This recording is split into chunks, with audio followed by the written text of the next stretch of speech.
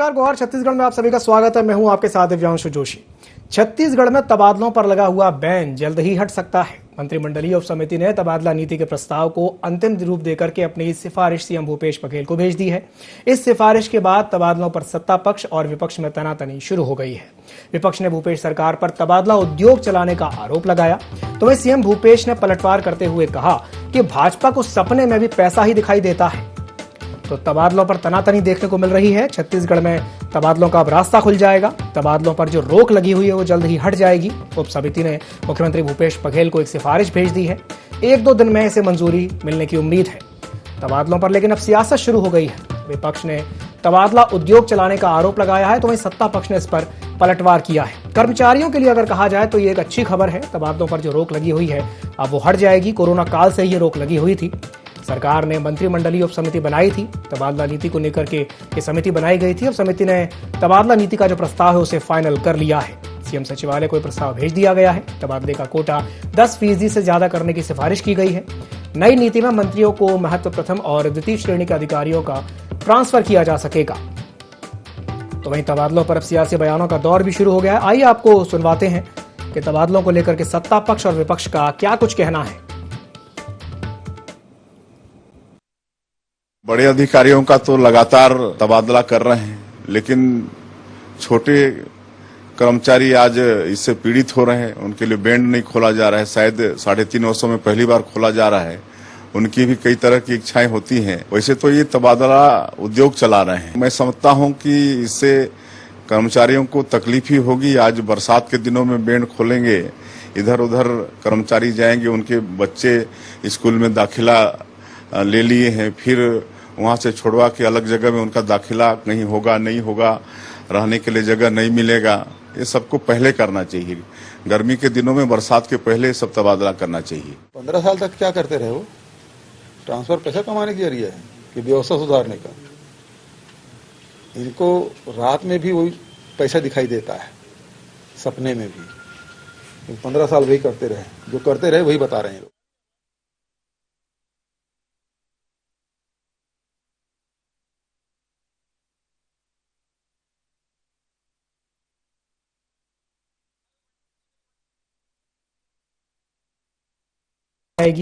सियासत इस तरीके से देखने को मिल रही है कि विपक्ष ने तबादला उद्योग चलाने का सीधा आरोप सत्ता पक्ष पर लगाया है, तो वहीं सत्ता पक्ष ने भी इस पर पलटवार किया है।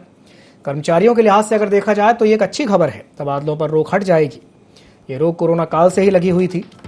सरकार ने मंत्रिमंडलीय उप समिति बना दी है। तबादला नीति को लेकर के ये समिति बनाई गई थी। समिति ने तबादला नीति का जो प्रस्ताव है वो फाइनल कर लिया है। सीएम सचिवालय को ये प्रस्ताव भेज दिया गया है।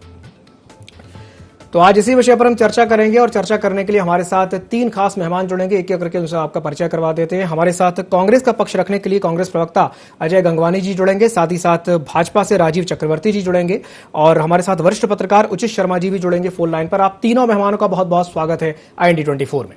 सबसे पहले मैं शुरुआत करना चाहूंगा अजय गंगवानी जी से। अजय जी, सीधे तौर पर बीजेपी का यह आरोप है कि आप तबादला उद्योग चला रहे हैं, क्या कहेंगे? देखिए दिव्यांशु जी, कहीं ना कहीं प्रशासनिक कसावट लाने के लिए जितनी हमारी ग्राम स्वराज के सपनों को लेकर हम काम कर रहे हैं, जितनी भी सरकारी योजनाएं ला रहे हैं, वो समाज के अंतिम छोर के व्यक्ति तक सही ढंग से पहुंचे, इसकी प्रशासनिक जिम्मेदारी अधिकारियों और कर्मचारियों की है। और हमारा ये पूरा प्रयास है कि उनको वास्तविक लाभ उसका मिलना चाहिए। तो कहीं ना कहीं प्रशासनिक कसावट लाने के लिए, सरकारी योजनाओं को वास्तविक लाभ पहुंचाने के लिए जो ट्रांसफर किए जा रहे हैं, एक रूटीन प्रक्रिया है। और कहीं ना कहीं अगर कोई अधिकारी कर्मचारी अच्छा काम कर रहा है तो उसको पुरस्कृत करके अतिरिक्त जिम्मेदारी दी जा रही है। अगर कोई जो अधिकारी है अपने कर्तव्य निर्वहन की जिम्मेदारी को ईमानदारी से, संवेदनशीलता से नहीं निभा रहा है तो उसका ट्रांसफर किया जा रहा है या उसके अधिकारियों में, उसके डिपार्टमेंट में कटौती की जा रही है। ये सामान्य प्रक्रिया है। और सब लोग एक बात कहना चाहूंगा दिव्यांशु जी, जाकी रही भावना जैसी, प्रभु मेरे देखी तिन तैसी। ये कहीं ना कहीं भारतीय जनता पार्टी के नेताओं का और इनके प्रवक्ताओं का चरित्र है, क्योंकि लगातार ये 15 साल तक दिव्यांशु जी कमीशनखोरी और भ्रष्टाचारी करते रहे। इनके द्वारा तबादला उद्योग चलाता रहा और आज जब 3.5 साल में सरकार बदल चुकी है, छत्तीसगढ़ में कानून और संविधान का राज है, तो आज भी उस स्थिति से उभर नहीं पा रहे हैं। और देखिए कहीं ना कहीं छत्तीसगढ़ की जनता जानती है दिव्यांशु जी, कौन 15 साल तक रमन सिंह को दिखावे के लिए सीएम थे, सुपर सीएम कौन था, सारे प्रशासनिक अधिकारियों की नियुक्ति, उनके तबादले के निर्णय कौन लेता था, ये छत्तीसगढ़ की जनता बहुत अच्छे से जानती है। आज कौन जो है 13 सालों तक संविदा नियुक्ति में प्रमुख सचिव की भूमिका निभाता रहा, जिससे IAS अधिकारी तो छोड़िए मंत्री तक डरते रहे। जी। और कहीं ना कहीं जैसी सरकार बदलती है वो तुरंत इस्तीफा दे देते हैं। उसके अलावा एक आईपीएस की बात करूं, आज वो लगातार फोन टैपिंग से लेकर लगातार मंत्रियों को धमकाते रहे। सरकार बदलते ही हमने दोनों के खिलाफ सरकारी जांच शुरू कर दी है। तो कहीं ना कहीं ये अपने 15 साल के कार्यकाल को महसूस कर रहे हैं, इसलिए हमारे ऊपर आरोप लगा रहे हैं। देखिए, दूसरी सबसे हमारी मंशा इस बात से स्पष्ट होती है कि हमने मंत्रिमंडलीय उप समिति बनाई है जिसके अध्यक्ष हमारे गृह मंत्री ताम्रध्वज साहू जी हैं, माननीय वन मंत्री मोहम्मद अकबर जी, प्रेम साय सिंह टेकाम जी, शिव डहरिया जी और नीला भेड़िया, 4 मंत्रियों को कमेटी में शामिल किया गया है। उनकी 2 बैठकें हो चुकी है, सारा जो है फाइनलाइज हो चुका है। अब फाइनल अनुमोदन के लिए मुख्यमंत्री सचिवालय के पास फाइल गई है। 2 से 3 दिन के अंदर ये चीजें स्पष्ट हो जाएंगी। और सबसे बड़ा देखिए, कहीं ना कहीं 2 साल में कोरोना काल था तो ट्रांसफर में रोक थी। ऐसे कई कर्मचारी अधिकारी थे जो वास्तविक जरूरत थी, जो स्वास्थ्य के कारण हो सकते हैं, पारिवारिक कारण हो सकते हैं या अन्य जरूरी कारण से ट्रांसफर नहीं हो पा रहा था, तो हमने इस नीति को पारित किया है। और 10% की लिमिट को शिथिल करने का कारण यह है कि सारे जरूरतमंद जो 2 साल से बेचारे अटके हुए थे, उनको ट्रांसफर नहीं मिल पा रहा था, उनको सही ढंग से स्थापित किया जा सके और उनको उचित नियुक्ति दी जा सके। अजय जी, यही एक बड़ा सवाल है कि जो तबादले का कोटा है वो 10% से ज्यादा करने की सिफारिश की गई है। क्या मैं जान सकता हूं कि इसके पीछे क्या मंशा है? बिल्कुल दिव्यांशु जी, स्पष्ट कर दूं। देखिए, कहीं ना कहीं कोरोना काल में 2 साल तक लगातार रोक रही और लगातार जो अधिकारी और कर्मचारी संगठन है उनकी तरफ से डिमांड आ रही थी। कहीं देखिए, कहीं ना कहीं दिव्यांशु जी, कुछ व्यक्ति हस्बैंड वाइफ दोनों हो सकते हैं जिसके एक की पोस्टिंग दूसरी जगह, एक की पोस्टिंग दूसरी जगह। किसी के बुजुर्ग माता पिता है जो अपने माता पिता की देखभाल नहीं कर पा रहे क्योंकि ट्रांसफर नहीं हो रहा है। तो कहीं ना कहीं ऐसे बहुत सारे जो जिनाइन केस थे जिनको वास्तव में ट्रांसफर की जरूरत थी, वो 2 साल तक रोक के कारण उनको ट्रांसफर नहीं मिल पा रहा था। और कहीं ना कहीं हम 10% की लिमिट करते तो कहीं ना कहीं ऐसे जरूरतमंद जो 10% से ज्यादा लोग थे उनको ट्रांसफर नहीं मिल पाता। तो हमारा सिर्फ एकमात्र उद्देश्य है, लगातार कर्मचारियों और अधिकारियों के हितों में निर्णय लिया है। आज कहीं ना कहीं जो 2004 में तत्कालीन अटल सरकार ने ओल्ड पेंशन को खत्म करके उनको भविष्य को जो सुरक्षित करने का प्रयास था उसको शिथिल करके किया, तो कहीं ना कहीं हम ओल्ड पेंशन स्कीम लागू कर रहे हैं। लेकिन कहीं ना कहीं केंद्र की मोदी सरकार हमारे और कर्मचारियों को जो अंशदान है 17,240 करोड़ दिव्यांशु जी, वह देने से साफ इनकार करती है। तो कहीं ना कहीं अधिकारियों और कर्मचारियों के हितों की बात करते हैं। आज कोरोना काल में 31% केंद्र सरकार ने कर्मचारियों के वेतन में कटौती की, जबकि छत्तीसगढ़ हमने 1 रुपए तक कटौती नहीं की। तो कहीं ना कहीं ये मूलभूत अंतर है। आज सैटरडे संडे को हम वीकेंड दे रहे हैं, उनको ऑफ दे रहे हैं ताकि एक बेहतर व्यवस्था में परिवार के साथ समय बिताए और एक क्वालिटी जो है अपना ड्यूटी कर सके और बेहतर परिणाम दे सके। तो कहीं ना कहीं हमने लगातार अधिकारियों और कर्मचारियों के हितों में निर्णय लिए हैं और 10% की लिमिट को शिथिल करने का हमारा कारण बेहतर व्यवस्था है। लेकिन कहीं ना कहीं मैंने मतलब कहीं ना कहीं आप ये कहना चाहते हैं, अजय जी, आप ये कहना चाहते हैं कि व्यवस्था को और बेहतर बनाने के लिए ये शिथिलता लाई गई है, 10% से ज्यादा करने की सिफारिश। ठीक है, मैं इस पर प्रतिक्रिया ले लेता हूं। हमारे साथ राजीव चक्रवर्ती जी जुड़े हुए हैं। राजीव जी, आपने अजय जी की बात सुनी, उनका कहना यह है कि प्रशासनिक व्यवस्था की बेहतरी के लिए 10% से ज्यादा तबादले का कोटा करने की सिफारिश की गई है। आप क्या कहेंगे इस पर? देखिए, एक तरफ राज्य के, आपको मेरी आवाज आ रही है? जी आ रही, बोलिए जी, आ रही। हाँ जी, एक तरफ देखिए कि राज्य के सारे कर्मचारी आक्रोशित है, आंदोलित है और उनके ऊपर आक्रमण किया सरकार ने, उनके 5 दिन का वेतन छीन लिया गया है जी। दूसरी तरफ आप देखेंगे कि चाहे पुलिस महकमा हो या दूसरा महकमा हो, उसमें भी बहुत अराजकता है। वो बहुत नाराज है कि सरकार बनने के पहले ये जो आज जो राज्य में सत्ताधारी लोग हैं वो इनके पंडाल में आकर कहते थे कि आपकी वेतन विसंगतियों को दूर करेंगे, आपके ट्रांसफर पोस्टिंग की विसंगतियों को दूर करेंगे, आपके डीए जो महंगाई भत्ता और जो हाउस रेंट भत्ता उसको ठीक करेंगे। लेकिन वारिस सरकार आने के बाद सबसे पहले अगर किसी को धोखा किया, महिलाओं को धोखा किया, शराबबंदी किया। दूसरा कार्यकाल कर्मचारियों को रहेगा, तो इन्होंने कर्मचारियों के साथ धोखा किया, फरेब किया और बहुत बुरा बर्ताव किया। जब दूसरे राज्य में आप देखेंगे कि 34% तक डियरनेस अलाउंस बढ़ाया गया, महंगाई भत्ता दिया गया और जो मकान भाड़ा भत्ता होता है वो दिया जा रहा है, राज्य की सरकार साफ इनकार करती है, उनसे मिलने भी नहीं जा रहे। ऊपर से तुर रहा है अभी एक ट्रांसफर पोस्टिंग का नीति लाए। मैं पिछले साल के ट्रांसफर का कुछ आपको बता दूं कि शासकीय हाई स्कूल तरेंगा, वहां पर 2 प्रिंसिपल की नियुक्ति, शासकीय हाई स्कूल चंगोरा भाटा, वहां 3 प्रिंसिपल की नियुक्ति। मतलब मंत्री जी को नहीं मालूम कि कहाँ किसकी पोस्टिंग सचिव स्तर पर भी हो गया, मंत्री स्तर पर भी हो गया, कांग्रेस मुख्यालय से भी हो गया। ऐसे हास्यास्पद निर्णय हुए थे पिछले वर्ष। तो ये क्या है?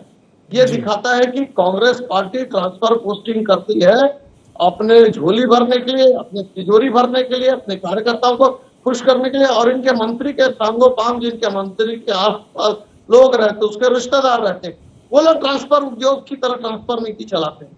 ट्रांसफर जो जेन्युइन ट्रांसफर होता है स्वास्थ्यगत कारणों से या पति का पत्नी के साथ रहना, वो जेन्युइन ट्रांसफर वर्ष भर होता है। उसमें ट्रांसफर के लिए एक सीजन लाना कि 10 से 15% ट्रांसफर किया जा रहा है, ये एक शक के दायरे में लाता है।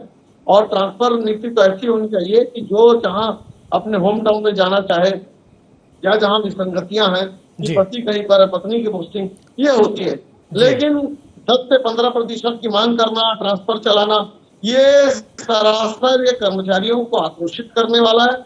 जहां एक और कर्मचारी आक्रोशित है, ठीक दूसरी ओर उनको दोबारा ये प्रताड़ना करने के लिए ट्रांसफर नीति लाई गई है। भारतीय जनता पार्टी पूरी तरह से इसका विरोध करती है। और देखिए, कर्मचारी बंधुओं में भी इसको लेकर बहुत आक्रोश है। सरकार की केवल 15 वर्ष है, उसमें भी 6 महीने उसके आचार संहिता के चले जाएंगे। 1 वर्ष सरकार के हाथ में है और 1 वर्ष के लिए लोगों को इधर से उधर ट्रांसफर किया जाएगा, कर्मचारियों को प्रताड़ित किया जाएगा। ये बहुत गलत बात है। कर्मचारियों को तो बल्कि कैंप लगाकर जो जहां जाना चाहे, जिसकी जहां इच्छा है, ऐसे फ्री होल्ड दे देना चाहिए। इस प्रकार से ट्रांसफर नीति लाना एक संदेह को जन्म देता है। जी, तो राजीव जी आप ये कहना चाहते हैं, आप ये कह रहे हैं कि कर्मचारियों को फ्री होल्ड दे देना चाहिए। उचित जी भी हमारे साथ जुड़े हुए हैं चर्चा में। उचित शर्मा जी वरिष्ठ पत्रकार हैं। उचित जी, आपने दोनों की बात सुनी, आपने अजय जी की भी बात सुनी, आपने राजीव जी की भी बात सुनी। अजय जी का कहना यह है कि प्रशासनिक व्यवस्था बेहतर हो सके इसके लिए ये जो ट्रांसफर नीति ही ला रहे हैं, तो वहीं राजीव जी कह रहे हैं कि नहीं, उनको ऐसा लग रहा है कि कहीं ना कहीं कर्मचारियों को प्रताड़ित किया जा रहा है। आप इसे कैसे देखते हैं उचित जी? देखिए, दोनों ही लोग, दोनों प्रवक्ता जो है वो अपना राजनीतिक धर्म निभा रहे हैं। किसी भी नीतियों को, जो सत्ता पक्ष की नीतियों को गलत है, वो विपक्ष का धर्म है। विपक्ष का धर्म है विरोध करना, विपक्ष का धर्म है उसको क्रिटिसाइज करना, उसकी उस पर सवालात खड़े करना। ये वो अपना राजनीतिक धर्म निभा रहे हैं राजीव चक्रवर्ती जी। तो इसमें कोई बड़ी बात नहीं। सवाल ये है कि जहाँ पे इतना बड़ा अमला है, खासकर 3 विभाग में, शिक्षा, चिकित्सा, पंचायत, बड़े अमले हैं इनके बड़े।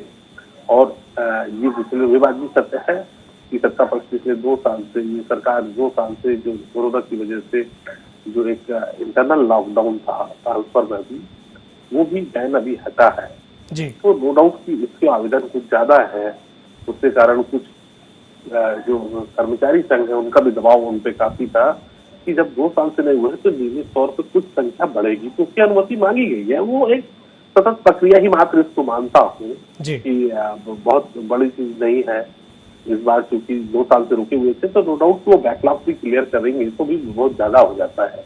उन्होंने परमिशन मांगी है और उसका तर्क जो है, लॉजिक जो दे रहे हैं, उसके पीछे जो कारण बता रहे हैं सत्ता पक्ष, वो बड़ा मजबूत कारण है और वो दबाव में है। सत्ता पक्ष का भी दबाव में है, कर्मचारी संघ जो काफी स्ट्रांग है, उनका अपना मानना है कि जो रुके हुए थे उसको भी तवज्जो दी जाए। तो ये एक सतत प्रक्रिया है लोगों का, इनका अपना पक्ष रखना अपना काम है, सवालात खड़े करना विपक्ष का धर्म है, तो वो निभा रहे हैं। लेकिन ये उद्योग कहना हमेशा से, ये मतलब मैं देख रहा हूँ कि हर सरकार में इसको उद्योग बोला जाता है, और जो उद्योग है उनको उतनी तवज्जो नहीं दी जाती जो हमारे इंडस्ट्रियल एरिया में है। लेकिन ट्रांसफर को बड़ी तल्लीनता से, बड़ी जिम्मेदारी से, बड़ी गंभीरता से उद्योग का दर्जा विपक्ष हमेशा से देते आया है। कांग्रेस भी जो विपक्ष में थी तो वो भी इसको रमन सरकार का उद्योग, ट्रांसफर उद्योग कहा जाता था। अभी भाजपा कह रही है फर्क कुछ नहीं है, अपने अपने समय में जब भी विपक्ष रहता है तो इसको उद्योग का दर्जा दे दिया जाता है। मगर जब भी नीतियों पे बात हो तो 10% की जो मैक्सिमम क्राइटेरिया, मैक्सिमम अधिकतम, उससे परे जाने के लिए जो अनुमति और संघर्ष सत्ता पक्ष करते नजर आ रहा है, उसके पीछे आप इसको पूरा दबाव मान सकते हैं। जो मतलब ये माना जा सकता है कि कहीं ना कहीं सत्ता पक्ष पे दबाव है। लेकिन उचित जी, यहाँ पर एक सवाल और ये भी उठता है, जो अभी राजीव जी ने बात कही थी कि अभी आचार संहिता 6 महीने के लिए लग जाएगी और सिर्फ 1 साल का समय बचा है विधानसभा चुनाव में। 1 साल के लिए कर्मचारियों को इधर से उधर करना, उनके तबादले करना, कहीं ना कहीं क्या इससे उनकी परेशानी नहीं बढ़ेगी? नहीं, 3 महीने पहले भी होते हैं चुनाव के, 3 महीने पहले भी ट्रांसफर होते हैं, उसमें क्या है? देखिए, ये 6 महीने पहले आचार संहिता राजीव जी आज से लगा दे रहे हैं। हो सकता है 3 महीना आगे पहले चुनाव करवा लिए जाए, हो सकता है 3 महीने बाद करवा ले जाए। अब चूंकि राजीव जी जो है शायद इंदौर वाले मालवीय जी के आसपास हो, तो चुनाव की डेट भी संभावित है कि वो बता सके, क्योंकि भाजपा के लोग चुनाव आयोग के पहले भी डेट डिक्लेयर कर देते हैं, ऐसा पूर्व अनुभव के आधार पर कह सकता हूँ। तो शायद छत्तीसगढ़ में भी राजीव जी को पहले से डिक्लेयर हो कि कब चुनाव होने वाले हैं और कब अभी आपको नहीं करना चाहिए, ऐसा शायद मुझे लगता है। जी, मैं बिल्कुल प्रतिक्रिया ले लेता हूं अजय गंगवानी जी से। अजय जी, आपने उचित जी की बात सुनी और उन्होंने एक बात कही है कि कहीं ना कहीं सत्ता पक्ष पर यानी कि सरकार पर दबाव है, और क्या कहेंगे इस पर? वो कह रहे हैं कि कहीं ना कहीं दबाव है जिसके चलते इस तरह की बात सामने आई है। दिव्यांशु जी, उचित शर्मा जी काफी वरिष्ठ पत्रकार है, मैं बहुत अच्छा सम्मान करता हूँ। उन्होंने सही सबसे अच्छी बात ये रखी कि कहीं ना कहीं जो हम लिमिट बढ़ा रहे हैं 10% से ज्यादा, तो कहीं ना कहीं 2 साल से जो ट्रांसफर पे रोक थी, तो लगातार जो बैकलॉग क्रिएट हो गया था उसको हम कहीं ना कहीं क्लियर करना चाह रहे थे। जो किसी के स्वास्थ्यगत कारण हो सकते हैं, किसी पारिवारिक कारण हो सकते हैं, या कानूनी प्रक्रिया से संबंधित जो जरूरी कारण है, उनका काफी बैकलॉग रुका हुआ था। और कर्मचारी संगठनों के दबाव की बात नहीं है, क्योंकि देखिए कहीं ना कहीं माननीय भूपेश बघेल जी के नेतृत्व में किसान, गरीब, आदिवासी, मजदूर, युवा, महिला, हर वर्ग का हमने हितों का ध्यान रखा है। और कहीं ना कहीं जो छत्तीसगढ़ के 4.5 लाख से ज्यादा कर्मचारी हैं, वो भी हमारे परिवार के सदस्य हैं, उनके हितों की चिंता करना हमारा दायित्व है। तो कहीं ना कहीं जितने भी कर्मचारी संगठन थे, उन्होंने व्यक्तिगत रूप से मिलकर भी माननीय मुख्यमंत्री से डिमांड की थी कि कहीं ना कहीं जो लिमिट है उसको 10% शिथिल करके बढ़ाया जाए, ताकि जो बैकलॉग है वो आसानी से क्लियर हो सके। तो दबाव के बदले उनका हमारे प्रति जो स्नेह और संवेदनशीलता है, ये कारण है। और कहीं ना कहीं देखिए, हम उसके अंशदान की बात करूं तो पहले कर्मचारियों का जो अंशदान था उसको हमने 10% से बढ़ा के 14% किया। वीक में 2 दिन छुट्टी का वो किया हमने। कहीं भी कोरोना काल में 1 रुपए की कटौती नहीं की। और कहीं ना कहीं ओल्ड पेंशन स्कीम लागू करके उनके और उनके परिवार के बेहतर भविष्य की सुरक्षा के लिए काम कर रहे हैं। ये सारे निर्णय दिखते हैं कि छत्तीसगढ़ के कर्मचारियों के हितों की हमें परवाह है और संवेदनशील ढंग से माननीय मुख्यमंत्री निर्णय ले रहे हैं। अजय जी, आपने यहाँ पे जी अजय जी, मैं आपको रोकना चाहूंगा। आपने एक बात कही कि आपकी सरकार को कर्मचारियों के हितों की चिंता है, और आप जिस तरीके से बता रहे हैं कि आपने इतनी सारी चीजें की हैं कर्मचारियों के लिए, लेकिन बार बार जिस तरीके से ये देखने में आता है कि जो कर्मचारी हैं वो आंदोलन करते हैं, वो धरना करते हैं, वो प्रदर्शन करते हैं, तो ये क्या कारण है कि आप एक तरफ कह रहे हैं कि हम कर्मचारियों के लिए कर रहे हैं, लेकिन कर्मचारी आपसे नाराज हैं? देखिए, मैं बहुत अच्छा प्रश्न दिव्यांशु। देखिए, कहीं ना कहीं जो कर्मचारियों की हड़ताल हो रही है वो कहीं ना कहीं डीए के लिए, डीए मतलब महंगाई भत्ता। आज कहीं ना कहीं दिव्यांशु जी, पूरे देश में जो केंद्र की मोदी सरकार थी, उन्होंने कहा बहुत हुई महंगाई की मार, अब की बार मोदी सरकार। ये नारा लेके आज केंद्र में सरकार बनाने वाले हम दो और हमारे दो की पूंजीवादी सरकार आज देश में महंगाई को कहां पहुंचाया है, इसके लिए पूरी तरह वो जिम्मेदार है। आज कहीं ना कहीं कर्मचारी जो है वो महंगाई का हर्जाना भुगत रहे हैं। आज पेट्रोल डीजल जो है, पेट्रोल 100 से पार हो जाता है, डीजल 90 के पार हो जाता है, 410 में मिलने वाला सिलेंडर जो है 1000 से पार हो जाता है। और तो छोड़िए, दूध, दही, छाछ, लस्सी और जितने भी पनीर है, इन पे भी जीएसटी लगाया गया। स्वतंत्रता के बाद देश के इतिहास में पहली बार है कि आपने महंगाई ने ऑलरेडी कमर तोड़ के रखी है, तो आप गरीब की जो थाली है उससे दाल, चावल और पनीर सब छीन लीजिए, तो कहीं ना कहीं भूखे मरने की स्थिति में लाएंगे आप। कहीं ना कहीं श्रीलंका और बांग्लादेश को भुखमरी इंडेक्स में पीछे छोड़ के भारत आगे बढ़ चुका है 107 नंबर पे। आज पूरे देश के लोन की बात करूं तो 147 करोड़ से ज्यादा का लोन है, जबकि देश की जनसंख्या तो 137 करोड़, मतलब प्रत्येक व्यक्ति पे 1 लाख से ज्यादा का ऋण है। आज जो रुपए की वैल्यू है 80 रुपए के पार हो जाती है।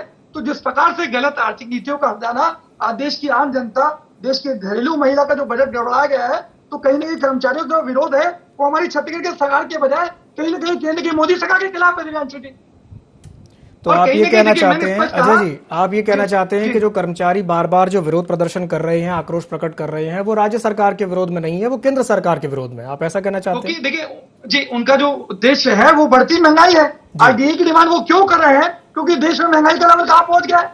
आज रिटेल महंगाई दर की बात करूं तो 7.01, जो पिछले 6 महीने आरबीआई की लिमिट होती है 4% की महंगाई दर की, उसको लगातार क्रॉस करके रखा है।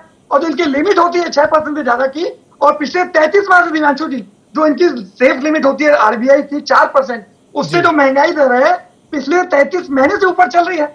और रुपए का जो गिरता मूल्य है, तो ये सारी चीजें बता रही है कि आज कहीं ना कहीं केंद्र की मोदी सरकार की गलत आर्थिक नीतियों के कारण नोटबंदी, जीएसटी, कोरोना डिसमैनेजमेंट, बढ़ती बेरोजगारी, इस तरह से जो लगातार गलत निर्णय लिए जा रहे हैं, उसका हर्जाना देश की और छत्तीसगढ़ की आम जनता भुगत रही है।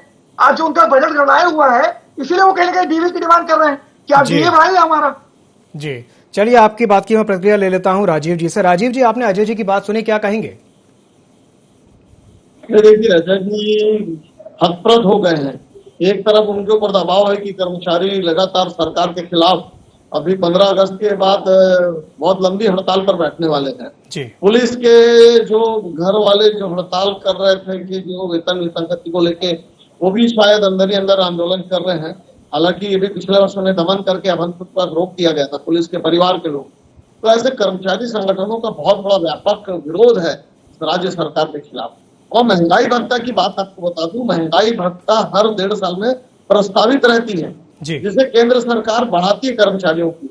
अब अगर आप बोलेंगे कि मोदी सरकार ने महंगाई किस लिए महंगाई भत्ता बढ़ा रहे हैं, तो जो प्रोटोकॉल है जो सेंसेक्स कर्मचारियों का, वो हर साल प्रस्तावित रहता है, जिसे केंद्र सरकार ने स्वीकार कर दिया, जिसे अन्य राज्य की सरकार भी स्वीकार कर चुके हैं, 34% तक लाए। अब छत्तीसगढ़ में विसंगति है। छत्तीसगढ़ में आईएएस लोगों का जो महंगाई भत्ता है वो 31% तक है, और जो विद्युत कर्मचारियों को 32% तक है। लेकिन हमारे जो राज्य के कर्मचारी हैं उनका महंगाई भत्ता नहीं बढ़ा है, इसलिए वो आंदोलन कर रहे हैं। मतलब एक ही जगह में 3 अलग अलग जैसे महंगाई भत्ते दिए जा रहे हैं। बड़े साहब के लिए अलग है, विद्युत कर्मचारियों के लिए अलग है। बिल्कुल, यानी आप ये कहना चाहते हैं कि महंगाई भत्ते में भी विसंगति है, महंगाई भत्ते में भी विसंगति है, और जिसके चलते कहीं ना कहीं कर्मचारियों का आक्रोश देखने को मिल रहा है। राजीव जी, ये जो ट्रांसफर उद्योग हो रहा है कि आप हमारा काम करो, नहीं तो हम आपको दंतेवाड़ा भेज देंगे, आपको हम छुपेवाड़ा भेज देंगे। तो इसको लेकर डबल उनके ऊपर प्रताड़ना है। और कहीं ना कहीं पे कांग्रेस के लीडरान और जो बिचौलिए हैं शासन के, वो कर्मचारियों को आतंकित कर रहे हैं, और एक खुला खेल चल रहा है।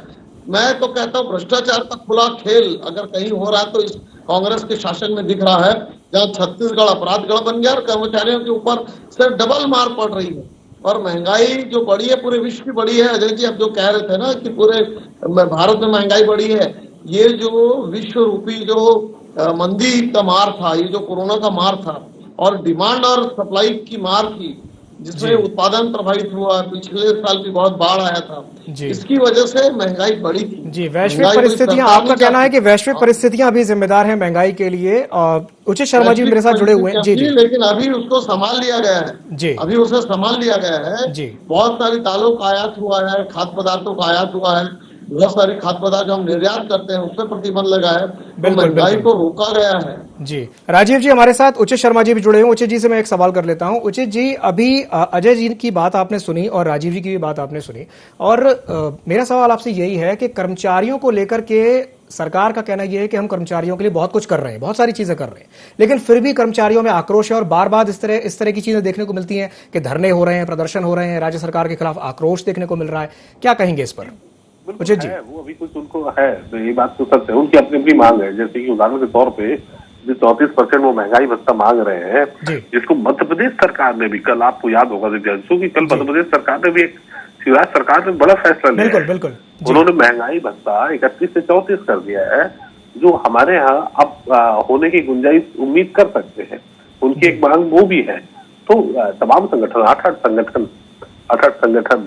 8 विभाग के लोग अभी भी धरना स्थल पे आपको आंदोलन करते दिख जाएंगे। अपने लोकतांत्रिक तरीके से, अपने संवैधानिक तरीके से वो धरना स्थल पर बैठे हुए हैं, वो लगातार चालू है। तो उनका एक विरोध सरकार के साथ रहता है, लेकिन इस विरोध को आप कहीं भी मतलब ये नहीं देख सकते हैं कि सरकार से नाराजगी है। विरोध जरूर है, लेकिन सरकार उनकी बातें 10 मांग में से 4 मांग अमूमन मान लिए जाते हैं, 6 मांग पेंडिंग कर दी जाती है, चर्चा करके बाद उसको लिंगर ऑन कर दिया जाता है। एक सतत प्रक्रिया चलते रहती है। ये पूर्व सरकार में भी मैं इसको देख रहे थे कि ये उनकी मांग है जो समय समय पर महंगाई को लेकर, महंगाई के भत्ते को जो चीज है वो सरकार आज किसी की भी हो तो वो उनकी नाराजगी रहती है। वो जिसकी भी सरकार आए उसके क्या वो बहुत वाजिब भी है। तो सरकार से नाराजगी और संगठन क्या दोनों का आप मान के चले कि चोली दामन का साथ कभी हो नहीं सकता। दोनों में 36 का आंकड़ा हमेशा से बना रहता है। उनकी मांग हमेशा खड़ी रहेगी, इनकी डिमांड जो 10 में से 4 चीजें मांगते रहेंगे। तो आप ये उम्मीद नहीं लगा सकते कि 100 से 100% मांग हो जाती है, कंप्लीट हो जाती है। तो 10 मांग में से जो 4 मांगे हो चुकी है, वो 6 मांगे अभी भी पेंडिंग है जो पिछले 15 साल से। तो उसको लेके फिर संगठन तैयार होता है, फिर आंदोलन होते हैं, फिर धरना होता है, फिर हड़तालें होती है। तो वो चीज एक सतत प्रक्रिया है। इस पे कभी भी आज के पहले पिछले 10 साल में भी और आने वाले 10 साल में भी इस पर रोक नहीं लगाया जा सकता। उनकी अपनी मांग है जो समय काल परिस्थिति के हिसाब से परिवर्तन होते रहते हैं, चाहे वो बिल्कुल समय काल परिस्थिति के हिसाब से परिवर्तन होते रहते हैं। उचित जी, तमाम जानकारी साझा करने के लिए बहुत बहुत धन्यवाद। हमारे साथ जुड़ने के लिए भी धन्यवाद। आप दोनों मेहमानों को हमारे साथ जुड़ने के लिए बहुत बहुत धन्यवाद। तो आज जिस विषय पर हमने चर्चा की है, छत्तीसगढ़ में तबादलों पर लगा हुआ जो बैन है वो जल्द ही हट सकता है। मंत्रिमंडलीय उप समिति ने तबादला नीति के प्रस्ताव को अंतिम रूप देकर के अपनी सिफारिश सीएम भूपेश बघेल को भेज दी है। तो वहीं दूसरी ओर अब इस चीज को लेकर के सियासत भी देखने को मिल रही है। विपक्ष ने सीधे तौर पर आरोप लगाया है कि ये तबादला उद्योग है और उद्योग को बढ़ावा मिल रहा है। अब देखने वाली बात यह होगी कि इन तबादलों में सरकार कितनी पारदर्शिता बरतती है, यह आने वाला समय ही बताएगा। गुहार छत्तीसगढ़ में फिलहाल के लिए इतना ही। मुझे दीजिए इजाजत और आप बने रहिए IND24 के साथ। नमस्कार।